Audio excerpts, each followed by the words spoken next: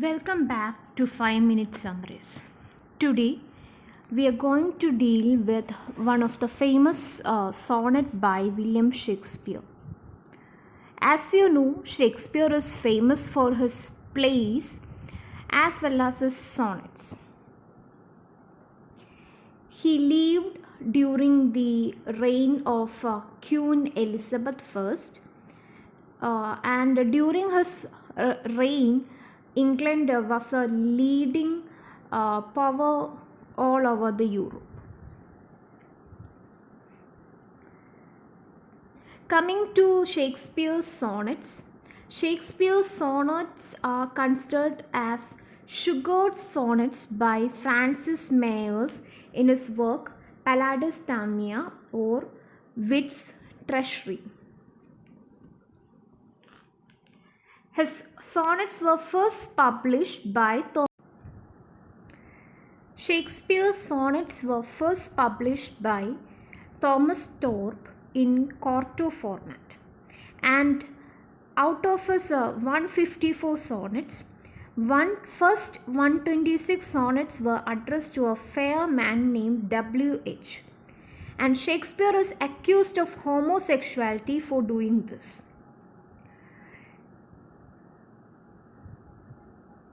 During his time, there were no critics who accused him of homosexuality, but the later critics and homosexual writers and theorists, they criticized Shakespeare of having having a homosexual attitude. The final sonnets from 127 to 152, they are addressed to a black lady. Coming to the poem, Shall I Compare Thee to a Summer's Day? This is sonnet number 18 of Shakespeare, which comes after the Procreation sonnet, sonnet number 17, in which Shakespeare argues that there is no need to beget children or to create children in order to preserve your remains or preserve your beauty. Coming to this poem, Shall I Compare Thee to a Summer's Day? This is also written in the usual Shakespearean rhyming scheme A B A B C D C D E F E F G G. You can see day, May, temperate, date, shines, declines, dimed, untrimed, fade, shade, oust, groused, C and thee. A B C D C D E F E F and G G. That is 3 quatrains and a couplet. Couplet means 2 lines. Quatrains stanzas of 4 lines. Total of 14 lines. Coming to the sonnet, the first line itself gives the main idea of the sonnet. Shall I compare thee to a summer's day? A fair youth or a man is compared to summer's day. You know, summer is having extreme things like it can have extreme heat or it can be extremely windy during summers. But coming to the second line, you see, thou art more lovely and more temperate. You see that the fair youth is more lovely and more temperate. Rough winds do shake the darling buds of May. There are rough winds during May. And summer's lease hath all too short a date. Sometime too hot the eye of heaven shines.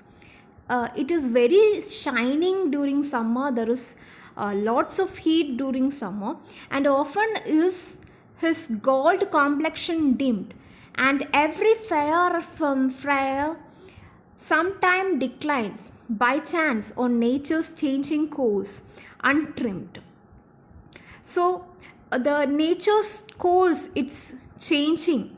By thy eternal summer shall not, but thy eternal summer shall not fade. You will always remain as such, but the nature's course, it may change as a result of summer. Nor lost possession of that fair thou wast, nor shall brag thou wanderest in his shade, when in eternal lines to time thou growest. And coming to the last couplets of this sonnet. So long as men can breathe or eyes can see, so long live this, and this gives life to thee. You are alive as long as men can breathe and their eyes can see. Your fame will remain, and so long as this sonnet remains, you will be acknowledged by people, and people will be thinking of you, and this gives life to thee. This poem is very simple, and many critics have praised this for its loveliness, and it's a praise about the beauty of the beloved.